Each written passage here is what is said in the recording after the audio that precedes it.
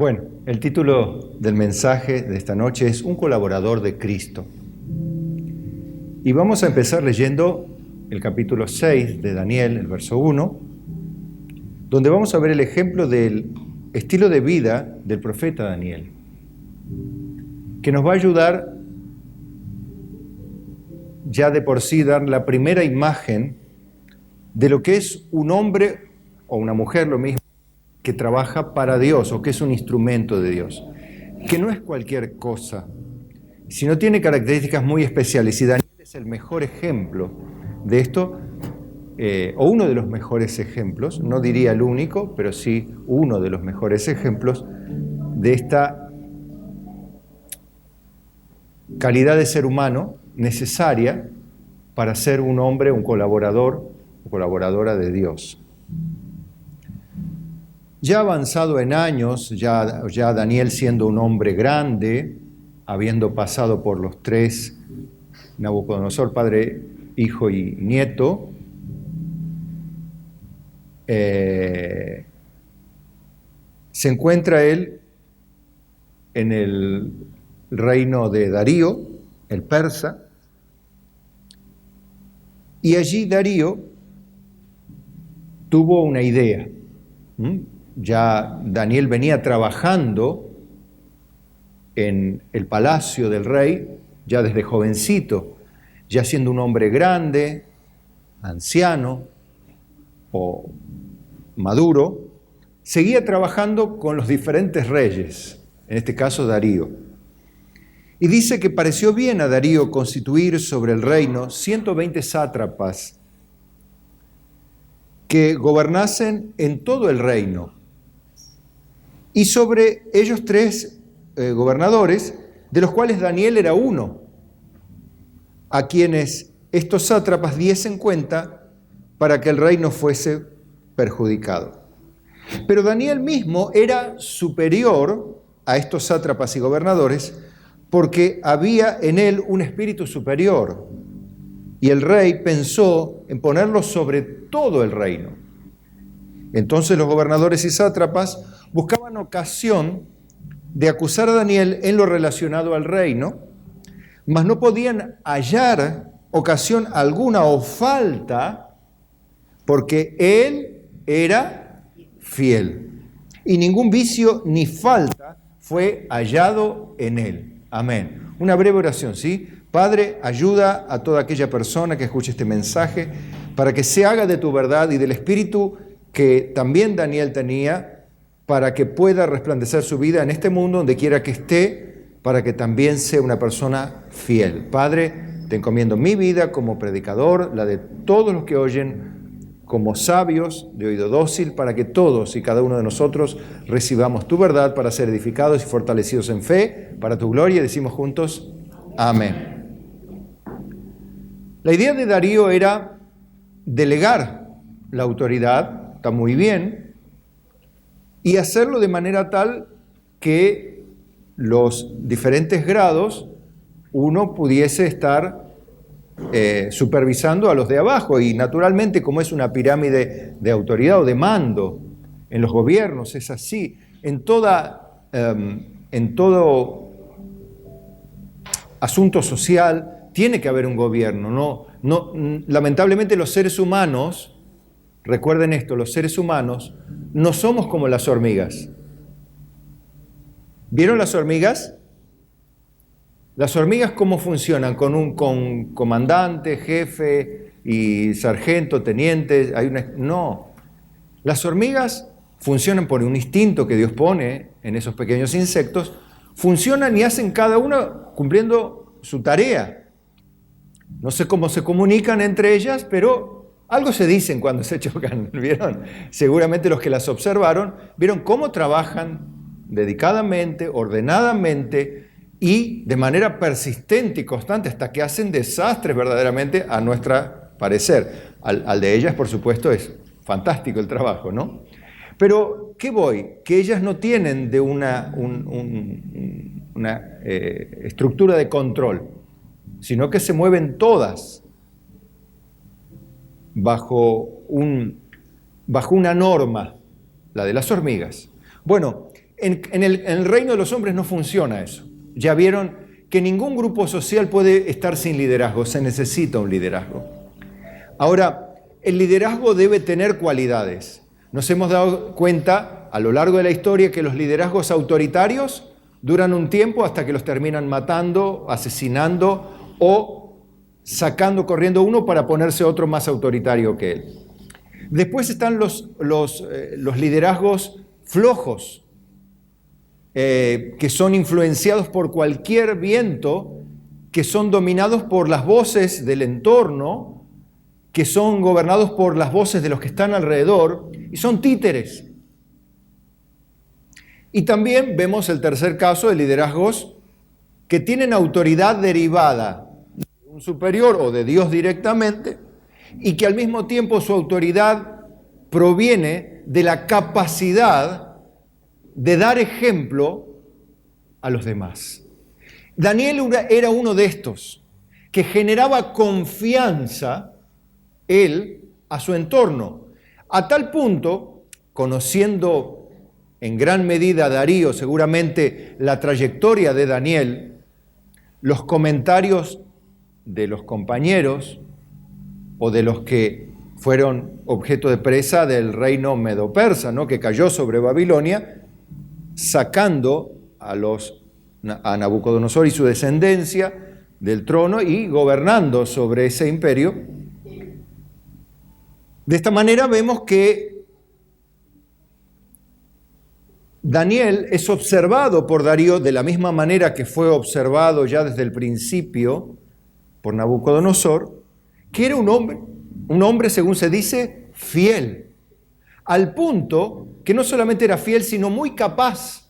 Dice que había un espíritu muy superior en los otros sátrapas o cogobernantes de menor rango, a los cuales el rey pensaba organizar, distribuyendo autoridad y sobre esos 3 gobernadores, y después poniéndolo a Daniel encima de todos, por encima de todos, para que el rey no fuese perturbado, sino que pudiese, algo así como hizo Faraón con José, también hacerlo Darío con Daniel.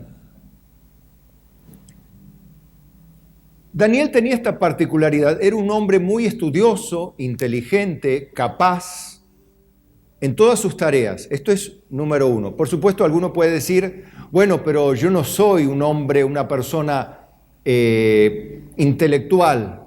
Está bien, no todos tienen desarrollado la intelectualidad para cumplir objetivos intelectuales. Otros tienen otras habilidades, algunos afectivas, otros manuales, otros artísticas y otros intelectuales. Otros tienen la capacidad, por ejemplo, de ser fuerzas de seguridad. Llevan la vocación en su alma, el llamado a ser servidores públicos, defendiendo al ciudadano, defendiendo a su nación, teniendo en sí un llamamiento también a formar parte de esto. Y es un don eso, no es simplemente algo que tiene que ver con hacer el servicio militar obligatorio, como, bueno, no, vos tenías que hacerlo antes cuando era obligatorio, si sos varón, lo tenías que hacer, te gustase o no, pero no significa eso que tuvieses el don.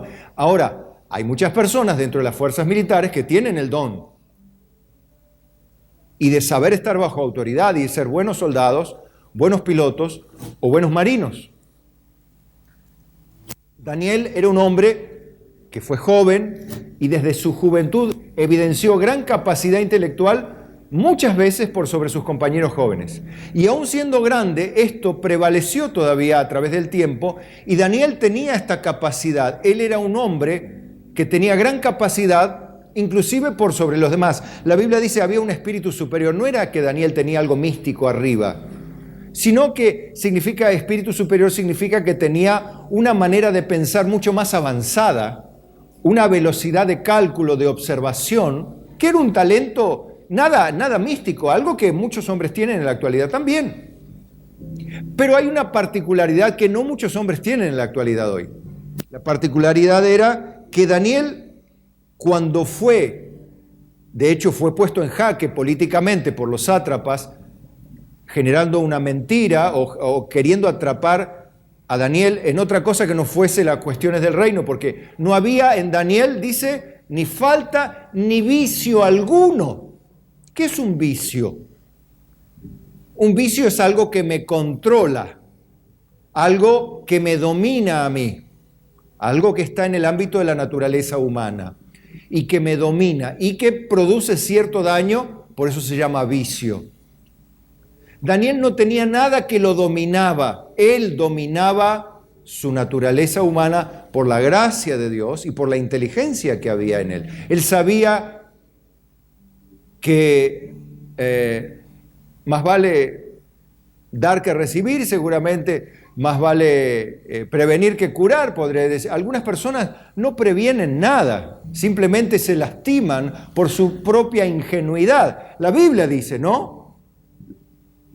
El avisado ve el mal y se esconde, mas los simples pasan y reciben el daño. ¿Quiénes son los simples? Los que carecen de la capacidad de ser atentos, prestos a detectar el peligro.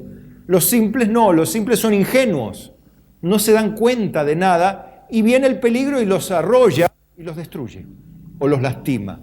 Daniel era un hombre que tenía la capacidad de ver antes. Pero en Daniel no podían hallar, esto está bueno, porque esto habla de un hombre altamente confiable, muy valioso, que no se puede conseguir con dinero apenas. La fidelidad en una persona o se tiene o no se la tiene, pero no se puede incorporar a una persona o comprarle fidelidad. No se puede eso. Daniel era un hombre que no había ocasión donde se lo pudiese hallar en alguna falta en lo referente a su compromiso con un reino, si quiere llamarlo así como en cristiano moderno, un reino mundano como el de Darío. Estaba rodeado de mundanos, como los 120 sátrapas, tenía un rey mundano, tenía un lenguaje mundano, tenía una cultura mundana, era un pueblo pagano, politeísta, que seguramente en muchos casos practicaba la prostitución sagrada, sacrificios humanos y demás. Y ahí estaba Daniel, no por supuesto practicando nada de esto, porque de hecho él le dijo con sus tres amigos, recuerda que fueron puestos a prueba, mira, nosotros vamos a servir conforme a la ley. No vamos a adorar a tu estatua, le dijeron los tres amigos de Daniel a Nabucodonosor, porque Dios puede librarnos de tu mano. Aunque te enfurezcas, te pongas mal, te pongas como loco, y si Dios no nos libra, igual sepas, oh rey, que no serviremos, no adoraremos a la estatua, no nos inclinaremos. Punto. Fin de la discusión. No había más que discutir, o me matan o se hacen las cosas como Dios manda. Bueno, Daniel ya tenía esto en sí, también era uno de los que habría sido lo iban a poner a prueba en poco tiempo más. De hecho, esta es la historia del Daniel, el foso de los leones. Ya lo iban a echar en el foso de los leones a causa del compromiso por el edicto del rey. Bueno, ustedes saben toda la historia. Pero no voy a ir al foso de los leones, voy a ir antes.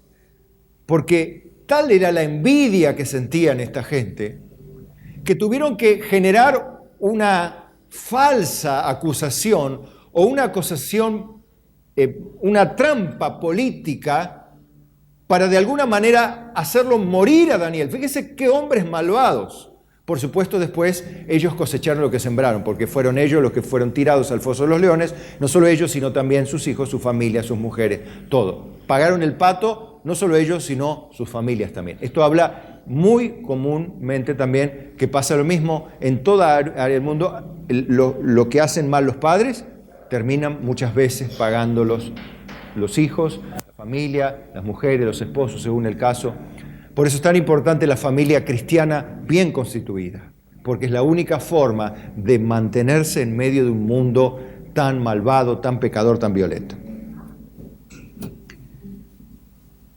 Me gusta esto de que no podían hallar ocasión o falta alguna porque él era fiel.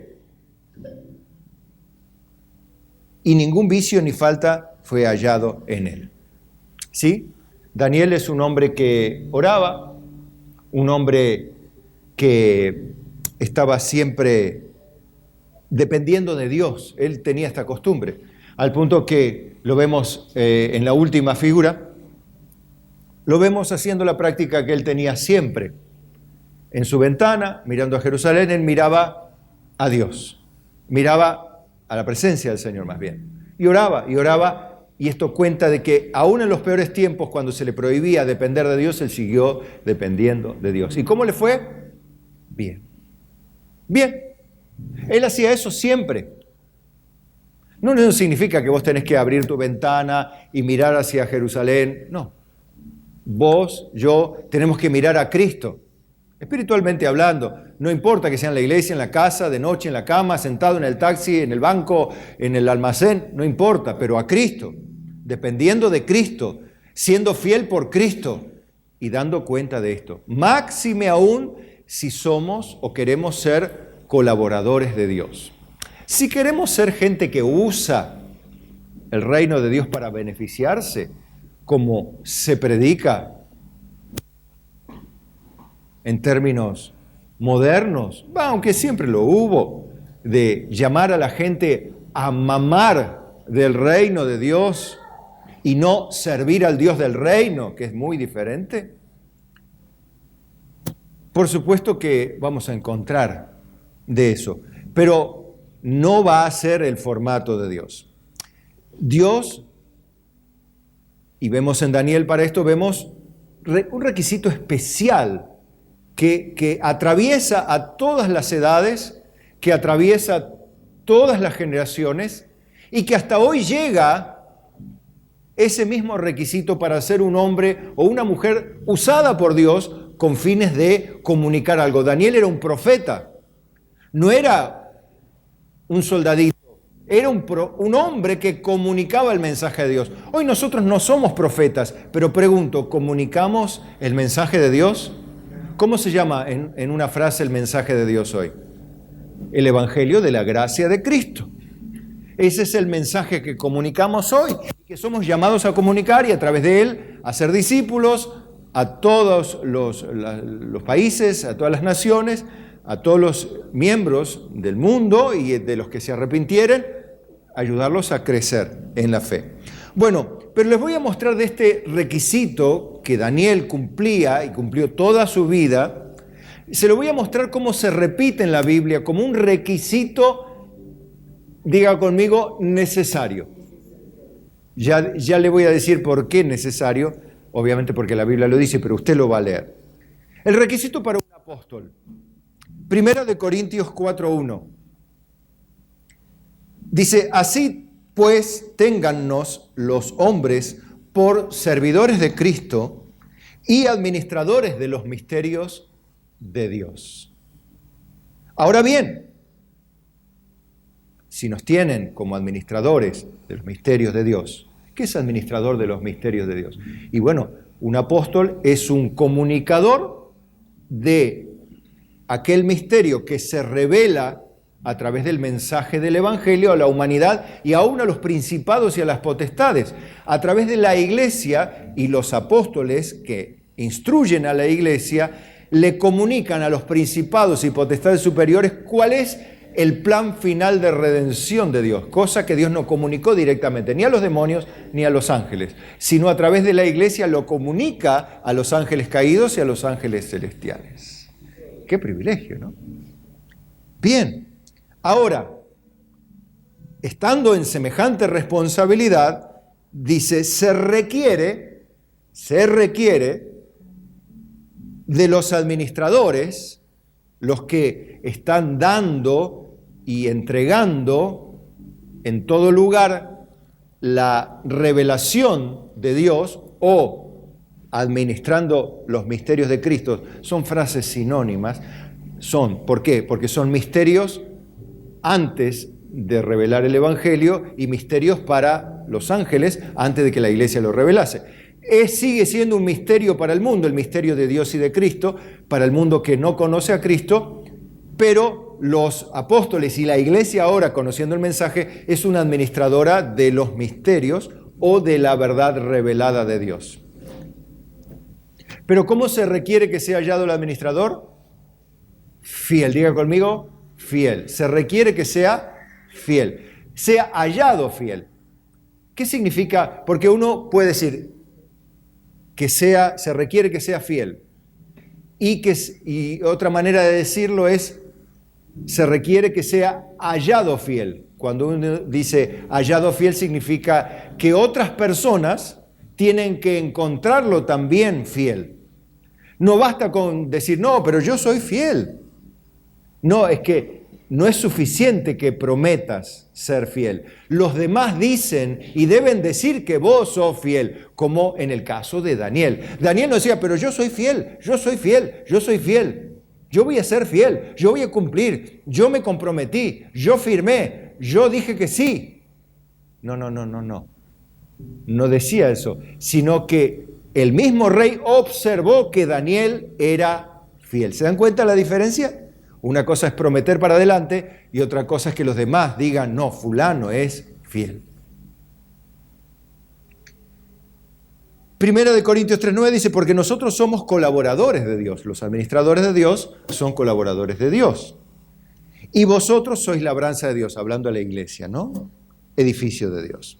Bueno, ahora para los ancianos que conforman a las personas maduras de una congregación, ya sea el presbiterio también, como son palabras intercambiables, anciano y presbiterio, los ancianos y el presbiterio, donde en el presbiterio no todos los ancianos son predicadores, pero los predicadores sí son ancianos, u obispos, ¿sí?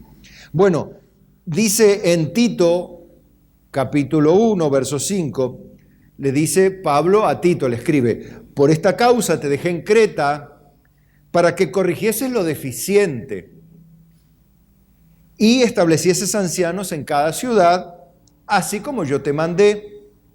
Y verso 6 dice, el que fuere irreprensible, ¿de quién? De los ancianos. ¿Qué es la irreprensibilidad?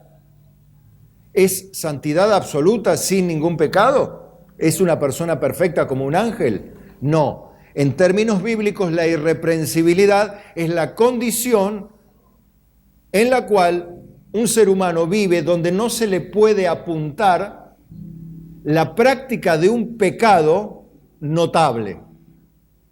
No se le puede decir, vos estás viviendo en adulterio.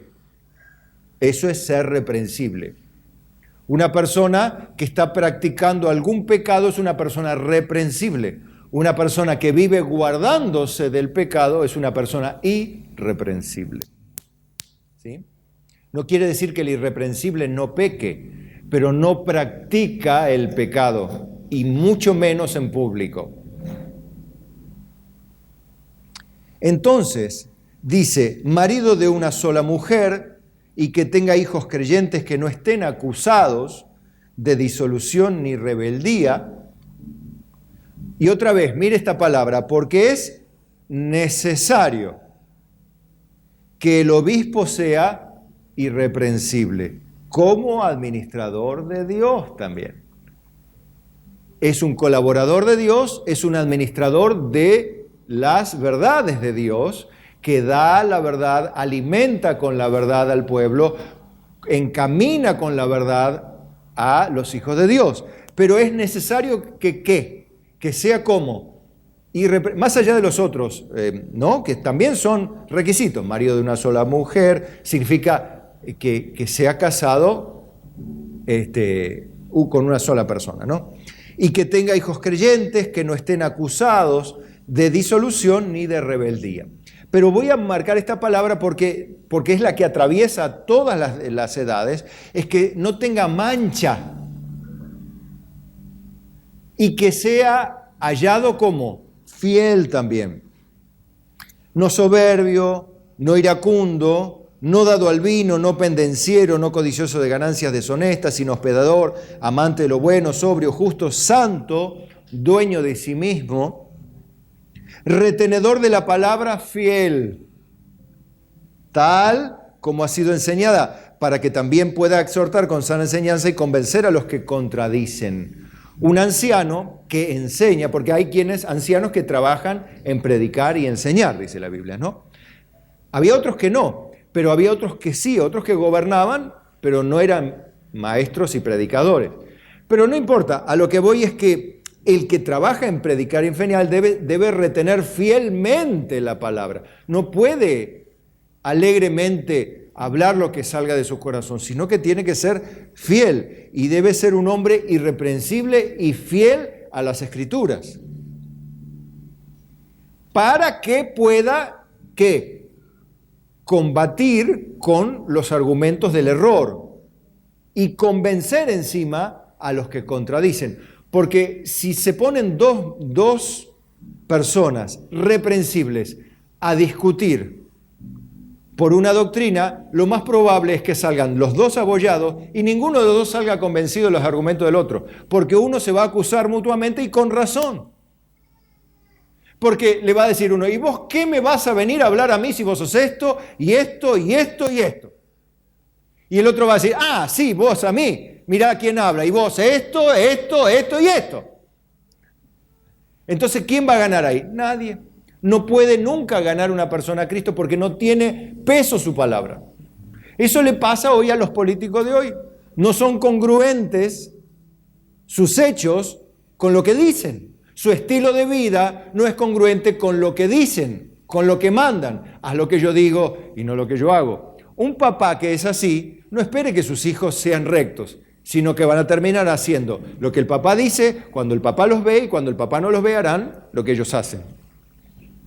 Seguirán replicando el error que sus papás le enseñaron. Y seguirán diciendo a otros, haz lo que yo digo y no lo que yo hago. Es así de simple. Y así escribía, ¿no? Escribía Pablo, por su amanuense le escribía a Tito, a Timoteo, ya desde su lugar en la prisión o de la casa alquilada donde él estaba, en Roma. Recuerden que él en Roma alquiló una casa, estaba en prisión domiciliaria, había un soldado romano siempre guardándolo, vigilancia, y muchas personas venían a consultarlo a él, o él predicaba también en la casa. Él estaba bajo arresto porque estaba en el proceso legal, pero seguía predicando Pablo. Él no perdía la oportunidad. No estaba en una casa, estaba en una casa alquilada y ahí en Roma él predicaba y enseñaba. Qué lindo, qué bueno. Bueno, él con todo no estaba preso por ser un delincuente, sino preso porque otros lo acusaban, como le pasó a Daniel. Daniel no estaba en el foso de los leones por mentiroso, ladrón, por traficante, por un funcionario público corrupto, sino porque era demasiado justo y le tenían tanta envidia que le lograron hacer una trampa para que él cayese en esa trampa política. No cayese, sino que lo metiesen, porque ni siquiera cayó. ¿Sí? Amén. Bueno, también hay requisitos para los servidores o diáconos, porque la palabra diácono significa servidor. Si uno sirve, tiene requisitos también. Si uno sirve en la iglesia de Cristo, es un diácono, un servidor, tiene requisitos también. En 1 Timoteo 3:8 dice, los diáconos asimismo deben ser honestos, sin doblez, no dados al mucho vino, no codiciosos de ganancias deshonestas, que guarden el misterio de la fe con limpia conciencia. Miren ahora, y estos sean sometidos a prueba primero. La persona que quiere servir es puesta en evaluación. Si esa evaluación es positiva, entonces dice, ejerzan el diaconado si son irreprensibles. No ponemos y después vemos. No, primero hay una evaluación y si están las condiciones dadas, ejerzan el servicio tal o cual. Si son como irreprensibles, si son como Daniel, si no hay nada que acusarles, nada que marcarles, nada que los demás le puedan marcar. Ahora que mientan por envidia, eso les va a pasar a todo cristiano justo. Es más, cuando a un cristiano que es justo y recto dicen toda clase de mal contra ustedes mintiendo, Alégrense, dice Jesús, porque vuestro galardón es grande en los cielos. Ahora, si dicen la verdad, más vale que hay que corregir lo que está mal, ¿verdad? Bien, debemos ayudarle a entender a las personas que no podemos ser colaboradores de Dios sin ser irreprensibles, porque nos van a marcar y naturalmente lo van a hacer, porque la gente necesita liderazgos ejemplares, no liderazgos de chapas solamente. Estamos hartos en el mundo de ver chapas, títulos. Es más, a los evangélicos les encanta poner títulos bien largos y modernos y bien llenos de letras.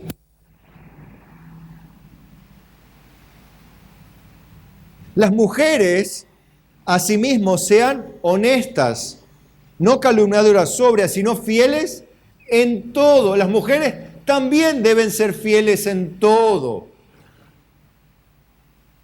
Los diáconos sean maridos de una sola mujer y que gobiernen bien sus hijos y sus casas, porque los que ejercen bien el diaconado, o sea, los que sirven bien, ganan para sí un grado honroso y mucha confianza en la fe que es en Cristo Jesús.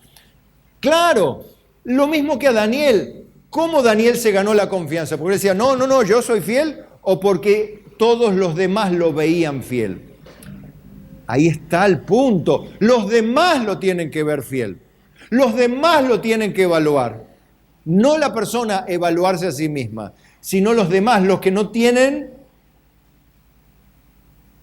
valores implicados allí. Para que haya una evaluación bien, no arbitraria, sino bien justa. ¿Verdad? Bien.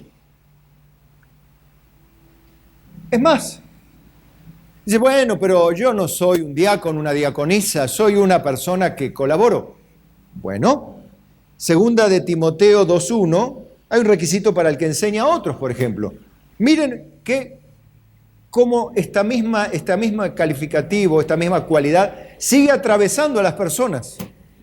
Dice, tú pues, hijo mío, esfuérzate en la gracia que es en Cristo Jesús. Lo que has oído de mí ante muchos testigos, esto encarga a hombres que sean fieles, que sean también idóneos, como Daniel. Daniel era idóneo para estar en el palacio, pero sobre todo era fiel. Ahora, los sátrapas eran en alguna medida idóneos, pero no eran fieles. ¿Se dan cuenta? Y por eso cayeron, por infieles. Pero Daniel no. A Daniel lo echaron y fue por Dios aprobado. Encarga a hombres fieles que sean idóneos para enseñar también a otros. ¿Cómo es el que enseña a otros cómo debe ser? Fiel e idóneo.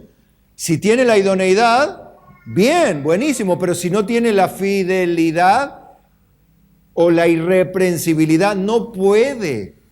No es que no se quiere, sino que no se puede. ¿Por qué no se puede? Porque es necesario. Digan conmigo, es necesario. No es capricho, sino que Dios dice que es necesario. Y debemos asumir esta realidad. Para que las personas entiendan, ¿querés servir a Dios? Bueno, hay que ser irreprensible, espíritu, alma y cuerpo. ¿Sí? Y bueno, ¿y esto cuánto? 2 semanas. Y no sé, pero la fidelidad a Daniel la evaluaron en 70 años por lo menos. Uy, pero tienen que pasar 70 años. No, bueno, pero te da una idea más o menos que la fidelidad no se gana en 2 semanas. La observación de que una persona es fiel en un trabajo, en una empresa, no se la observa, se la observa a través del tiempo. Cómo reacciona bajo presión, cómo ante una orden, ante un cambio de planes, cómo reacciona. ¿Sirve la persona para colaborar? ¿Sirve para el trabajo? Por ejemplo, un soldado sirve cuando el sargento le da una orden, vaya y el soldado dice, no, se rebela y quiere matar a todos los suyos. ¿Qué? ¿Sirve ese soldado? No, lo fusilan por poco si está en guerra.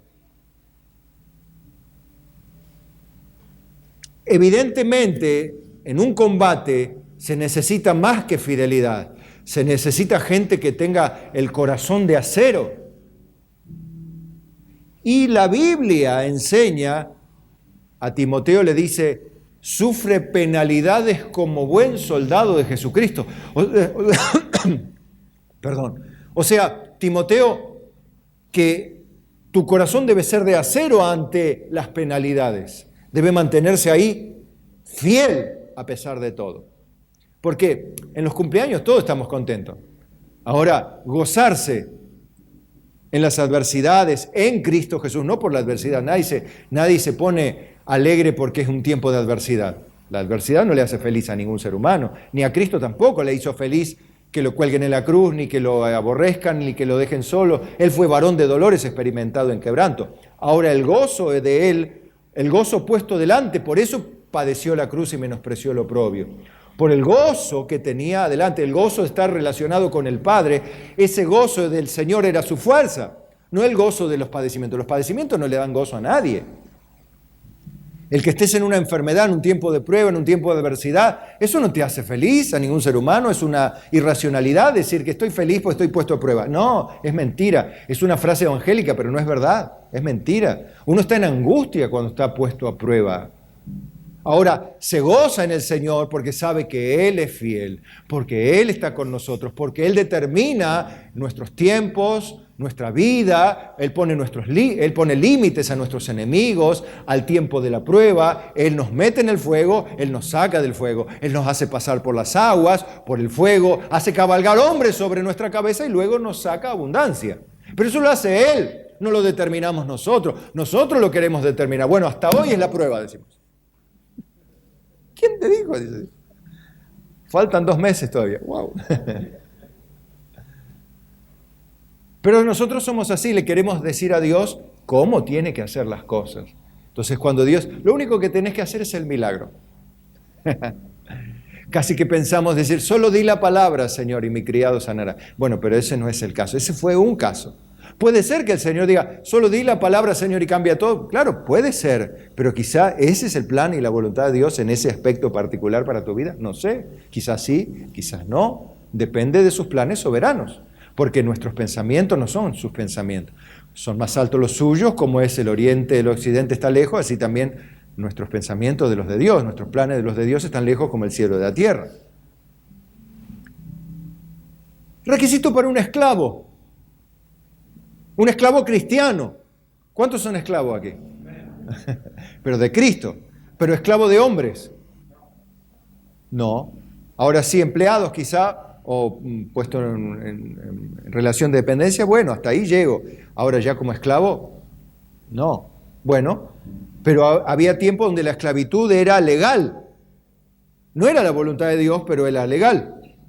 Bien, ¿qué dice la Biblia de un esclavo? Tito 2:9. Exhorta a los siervos, a los esclavos, a que se sujeten a sus amos, que agraden en todo, que no sean respondones, no defraudando. Fíjense, ¿qué es una persona respondona? Siempre tiene algo que cuestionar ante la orden que se le da. Se le da un comando, se le da un encargo. No, pero. Ay, respondón, no. Dice, no defraudando, sino mostrándose fieles en todo. Mire desde dónde. Desde el segundo lugar del reino hasta la esclavitud, le atraviesa a todos la necesidad de la fidelidad, de la irreprensibilidad, para ser un siervo o un colaborador de Cristo. Para que en todo adornen la doctrina de Dios nuestro Salvador. Entonces, ¿cómo es la oración de un colaborador de Dios? Que verdaderamente se da cuenta que necesita ser efectivo y eficiente en su tarea, pero se da cuenta que la práctica de algún pecado será un obstáculo, sin lugar a dudas, para ejercer su servicio. Ora como en el Salmo 51, verso 9. Dice a Dios, esconde tu rostro de mis pecados y borra todas mis maldades. Crea en mí, oh Dios, un corazón limpio y renueva un espíritu recto dentro de mí.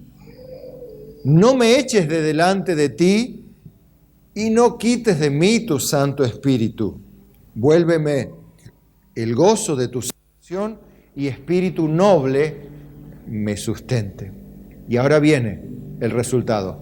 Entonces enseñaré a los transgresores tus caminos y los pecadores se convertirán a ti. Recién a partir de ese momento donde la persona es transformada, tiene un nuevo hombre interior y la evidencia externa irreprensible ahora, habiendo dejado los pecados sepultados por Dios bajo lo profundo del mar, camina en santidad, entonces ahora puede enseñar la justicia de Dios y con su ejemplo guiar a los transgresores por el camino de la verdad. Esto entiéndanlo, para que todo discípulo que ustedes hagan, que va a venir, de repente va a surgir el entusiasmo de servir en la iglesia de Cristo. Porque todo aquel que nace de nuevo tiene ganas de dar gracias y algo quiere hacer para agradecerle a Dios por tan grande salvación.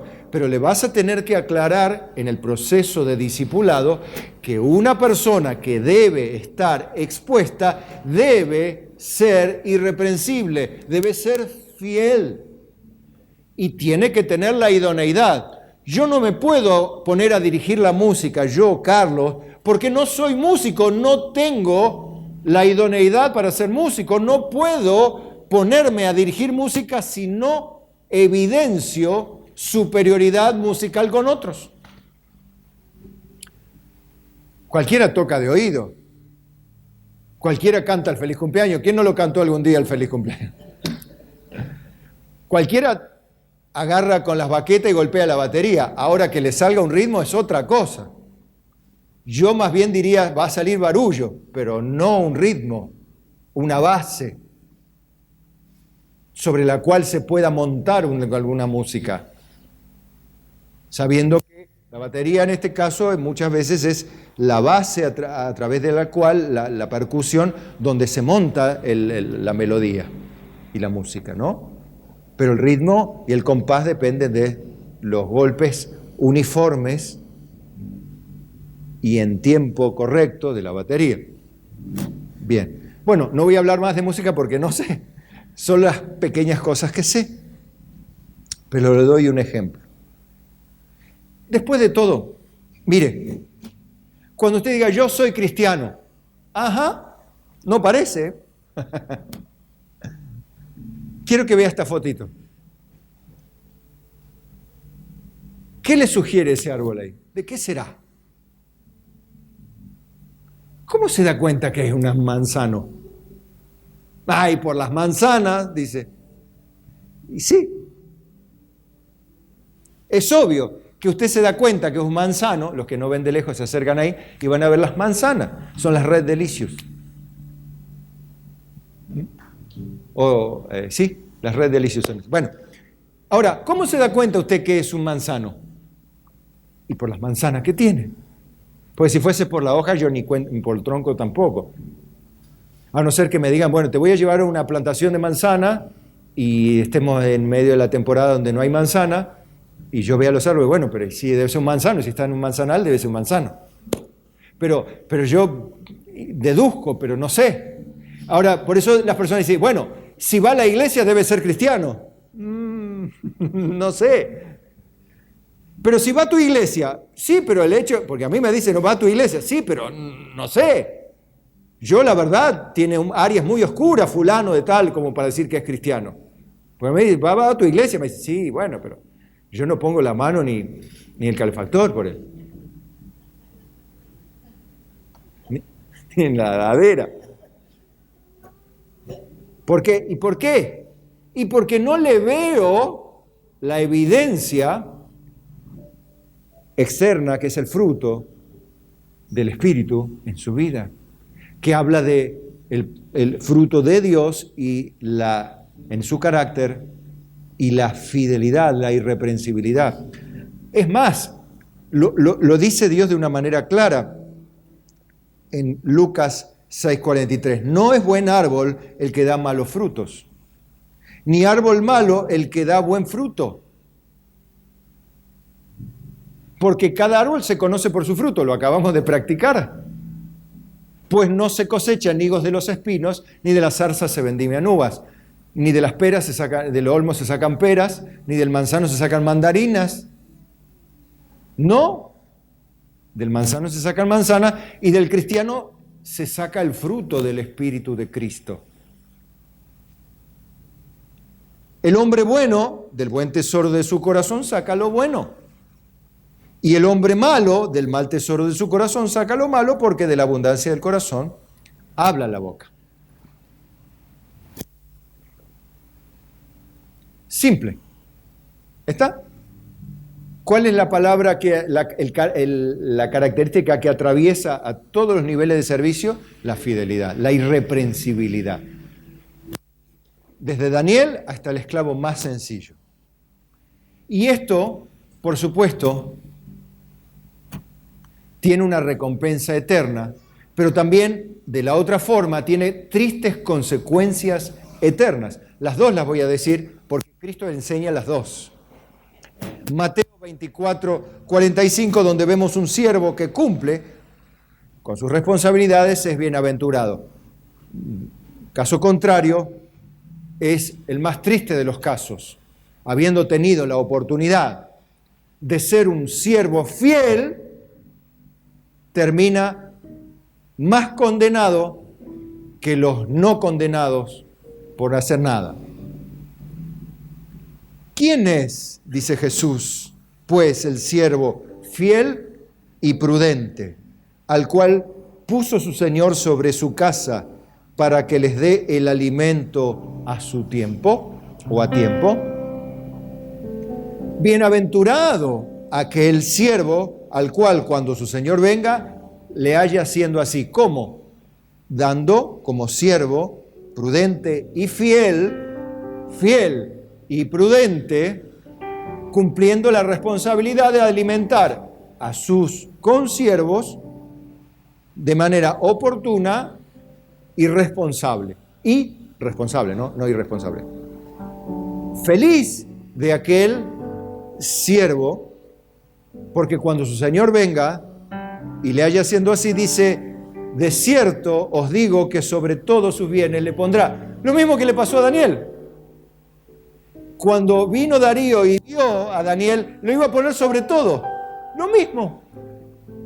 Y así con nosotros, hermano. Cuando la gente ve, ya sea en tu trabajo, en tu casa, en tu barrio o en la iglesia, que sos una persona fiel e irreprensible,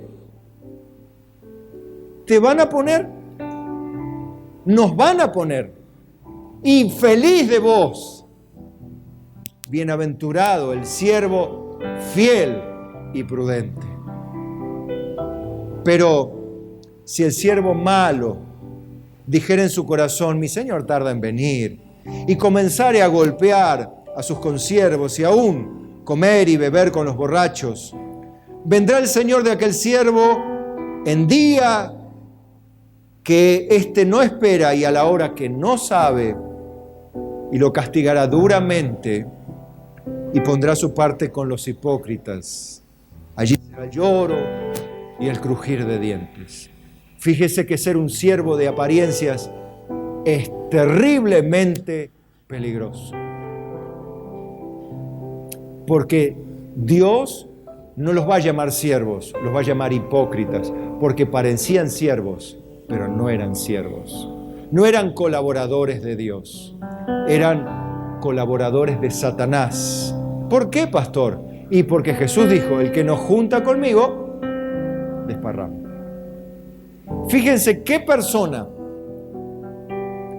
con un liderazgo infiel va a juntar para Cristo. Dígame alguno que va a juntar la iglesia, alguien rebelde, alguien con corazón divisivo, contencioso. Dígame una persona así que puede reunir más a la iglesia. Es imposible, porque si no se junta con Cristo, desparrama. La única forma de juntar con Cristo es ser fiel a Cristo. En todo. De otra manera, nos metemos en un grave problema. Mejor frío o caliente que tibio. Mejor bien frío, bien afuera. O bien en Cristo, bien en el fuego. Porque ese será bienaventurado.